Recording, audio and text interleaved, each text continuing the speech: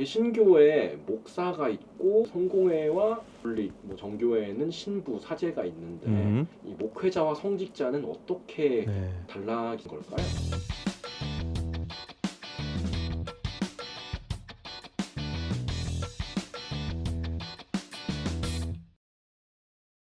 네, 아주 좋은 질문입니다. 우리 한국에서는 대체로 그리스도교 안에 있는 여러 목회자 또는 사목자를 성직자로 부르고는 합니다.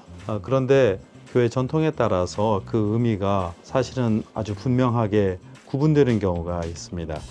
홀리 오더라고 하는 말의 번역이 바로 성직입니다. 그리고 그 홀리 오더 안에 있는 성직을 받은 사람을 성직자라고 하죠. 그런데 문제는 16세기 서방교회의 개신교 종교개혁에서는 이 성직이라고 하는 것 자체를 아예 없애버렸습니다. 그래서 특정한 사람이 직을 받아서 그것으로 인해서 혹시나 하느님과 인간의 매개체 역할을 하는 것이 아닐까 하는 생각이 팽배했던 것을 비판하면서 우리 모두는 하느님을 믿고 하느님과 직접 교통할 수 있고 기도할 수 있는, 그래서 하느님과 인간 사이에는 예수님이 계시는 한 우리는 인간의 매개가 필요 없다, 이렇게 주장을 했지요. 이에 따라서 사실 서방교회의 이 성직에 대한 이해를 새롭게 하는 그런 계기도 되었습니다. 그러나 엄연히 성직이라는 말과 그리고 성직이 아닌 것과에는 큰 차이가 있다고 볼 수가 있습니다.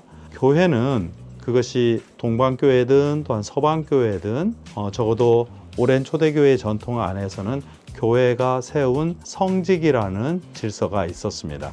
그런 다음에 여러 가지 교회가 발전을 하고 복잡해지는 과정 속에서 그것이 어떤 신학적인 의미를 갖게 되면서 이제 성직이라고 하는 것과 성직에 관련된 신학이 덩달아서 발전을 했습니다. 그 안에서 나타났던 몇 가지 문제들, 그리고 오용들, 또한 남용들이 있었고, 그것이 하나의 권력이 되면서 이런 문제들이 더욱더 심화되기도 했었죠.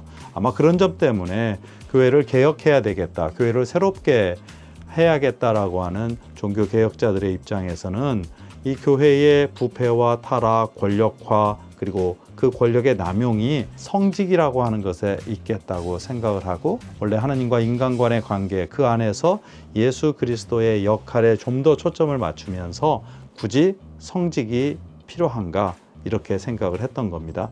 그래서 나온 것이 만인사제설, 이렇게 표현을 하죠. 모든 세례받은 신자가 이미 그리스도의 은총 때문에 다 사제로서 하느님과 깊은 관계를 누릴 수 있다는 그런 주장입니다. 그렇다면 왜 개신교 종교개혁 이후에 여전히 정교회나 그리고 로마 가톨릭 교회, 성공회, 그리고 일부 루터란 교회에서는 성직이라고 하는 것을 유지했을까요? 전통적으로 성직이라고 하면 교회 안에서 특정한 훈련을 받고 전례, 그리고 말씀에 대한 가르침, 교회에 대한 가르침을 받기 위해서 교회가 정한 어떤 훈련과 특별한 예식에 의해서 허락을 받은 사람을 말합니다.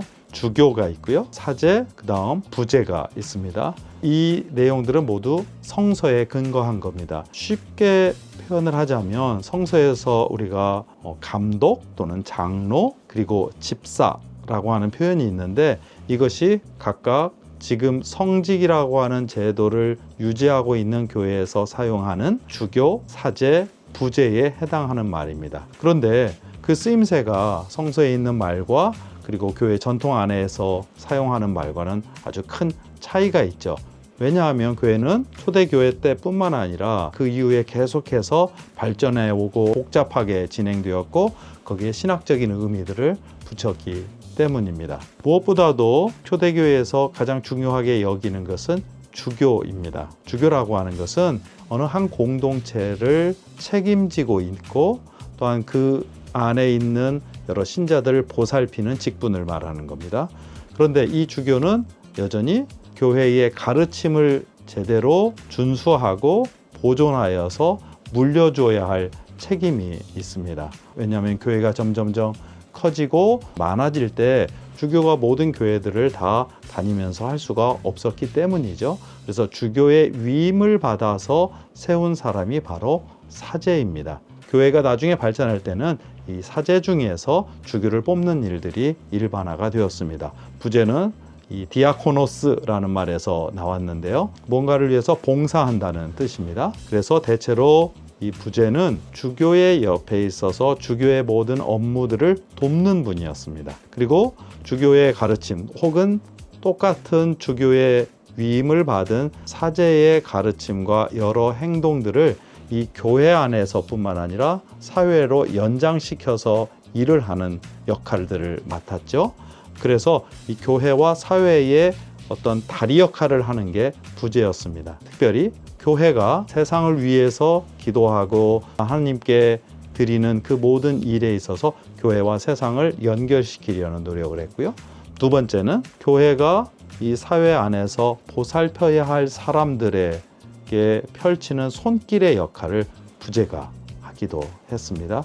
이렇게 독립적으로 또 서로 다른 의미로 이 발전되었던 성직이라고 하는 것이 있었는데, 이것이 이제 교회가 복잡해지니까 이에 따라서 더 많은 훈련들, 그리고 적절한 위계 관계와 질서, 이런 것들이 좀 더 효율적인 조직 관리 또한 교회 관리에 도움이 되었겠죠. 그러면서 주교, 사제, 부제라고 하는 이 성직들이 마련이 되었습니다.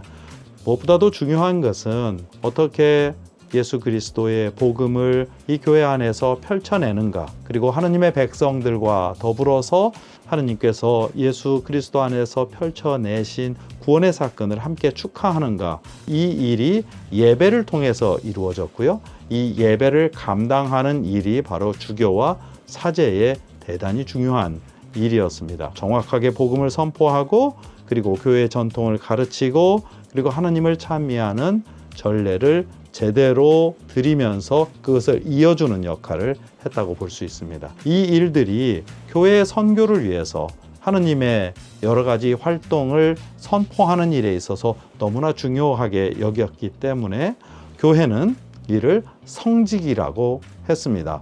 그런 점에서 보면 우리가 일반적으로 사용하는 성직자라는 말이 개신교의 목회자들에게는 해당되지 않는다고도 할 수 있습니다.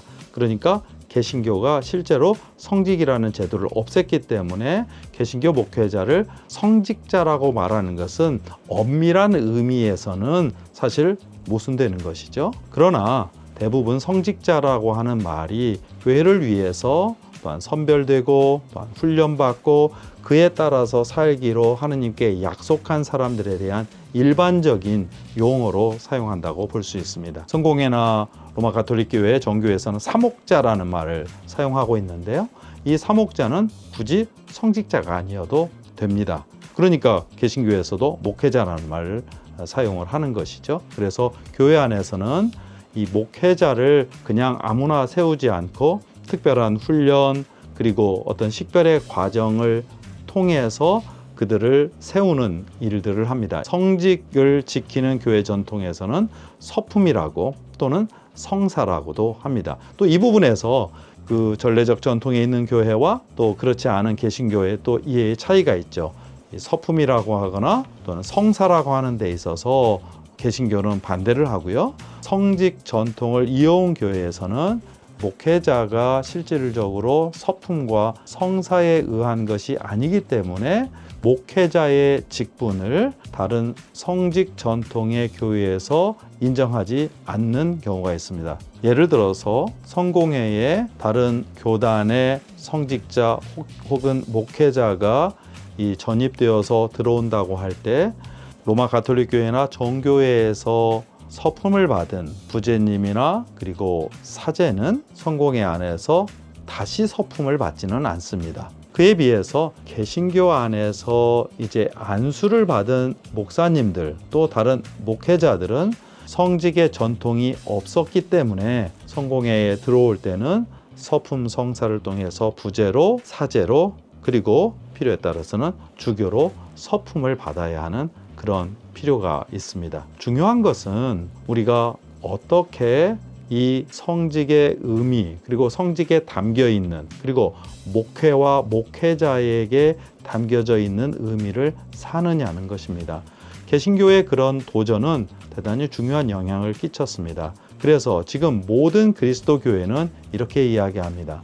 모든 세례받은 신자는 보편적으로 사제직을 이미 가지고 있다. 그것을 보편 사제직이라고 합니다. 그에 비해서 저와 같이 이제 어떤 특별한 훈련의 과정을 통해서 교회가 인정하고 교회의 사목과 여러 전례들을 실행할 수 있도록 한 사람을 직무사제직이라고 합니다. 즉 보편사제직이 만인사제직이 훨씬 더 크고 근본적입니다. 그리고 그 일을 위해서 모든 신자의 사제직을 위해서 돕고 교회를 이끌어가고 그리고 교회의 전통을 계속해서 전수해 나가고 무엇보다도 하느님의 백성들과 함께 하느님의 구원 사건을 찬미하는 예배, 전례를 이끌어가는 일로서 그 책임, 그 직무를 받은 사람을 직무사제라고 하고 이들을 성직자라고 부르는 것이죠. 이 점이 개신교의 목회자 그리고 성직 전통에 있는 교회의 성직자와의 어떤 차이라고 하면 할 수 있을 것 같습니다. 그러나 역사적으로 발전되었던 거, 신학적인 어떤 그런 이유 때문에 여전히 성직, 홀리 오더라고 하는 것과 그것을 거부했던 개신교의 어떤 목회자 이런 것들의 기본적인 구분과 또한 그에 따른 몇 가지 법적인 문제 그리고 성사에 대한 이해의 큰 차이는 여전히 존재한다 이렇게 볼 수 있습니다. 지난번에 성공회 안에서 성직에 대한 이해, 특히 그리스도교 안에서 성직에 대한 이해를 잠깐 나누었는데요. 또한 개신교에서는 이 부분에 대한 조금 다른 생각을 가지고 있다는 점도 같이 살펴보았습니다. 그때 조금 나누지 못한 내용이 있어서요. 그 부분을 짧게 설명했으면 좋겠습니다. 무엇보다도 그러면 성직 또는 안수받은 목회직이라고 함께 이해하고요. 직무적인 사제직 또는 이제 교회의 허락을 받아서 교회 안에서 목회를 하는 그 직분에 대한 이해가 어떻게 교단마다 좀 다를까, 그리고 성공회는 어떻게 이해해야 할까 하는 부분입니다. 그것은 그리스도교 전통 안에서 서로 다른 이해에 기초할 뿐이죠. 아마도 개신교에서는 교회가 나름대로 훈련하고 또한 어떤 사목과 목회적인 일들을 위해서 인증한 또는 허가한 그런 전문적인 목회자를 목사님이라고 부르는 것 같습니다. 여기에서는 대단히 목회적인 돌봄이라고 하는 것, 설교자로서 말씀의 전파를 책임지는 그런 분으로서 대단히 기능적인 요소에 초점을 맞추고 있다는 생각이 들어요. 그에 비해서 천주교는 오랫동안 특히 중세기를 통해서 성직자의 지위에 대한 그리고 신학에 대한 아주 독특한 이해를 발전시켰습니다. 예수님을 따라서 예수님의 대리자인 것처럼 그렇게 느껴지는 것이죠. 또 그만큼 실제로 사제직을 가진 성직자가 전례를 통해서 또한 성찬례를 통해서 미사를 통해서 그런 역할을 하는 것으로 이해되기가 대단히 쉬웠습니다. 그것이 천주교회의 공식적인 가르침은 아니지만 많은 사람들이 그렇게 이해하는 경우가 많습니다. 다른 존재로. 그래서 일반 신자와 또한 사제가 어떤 존재적 차이가 있는 것처럼 느껴지는 거죠. 성공회는 조금 다릅니다. 개신교의 어떤 기능적인 측면도 분명히 있고요. 천주교 안에서 계속해서 이어져 왔던 성직에 대한 이해도 갖고 있습니다만 더 중요한 것은 성직자를 통해서 주님의 말씀 그리고 또한 성사를 집전하는 사람으로서 그 성사의 기쁨이 일상의 생활 속에서 어떻게 드러날 수 있는가, 즉 성직자의 삶을 통해서 드러난 일상의 성사를 표현해주는 바로 그런 사람이 성직자 또한 사목자로 이해하는 경험이죠. 저는 그것을 성직에 대한 성사적 이해, 특별히 일상에서 드러나는 성사를 보여주고 또한 모본으로 드러내는 그런 직분이다 이렇게 이해하고 싶습니다. 이런 점에서 차이점도 존재하고 또한 공통의 이해도 함께 하고 있다는 점, 함께 나누고 있다는 점을 되새겨 주셨으면 좋겠습니다. 고맙습니다.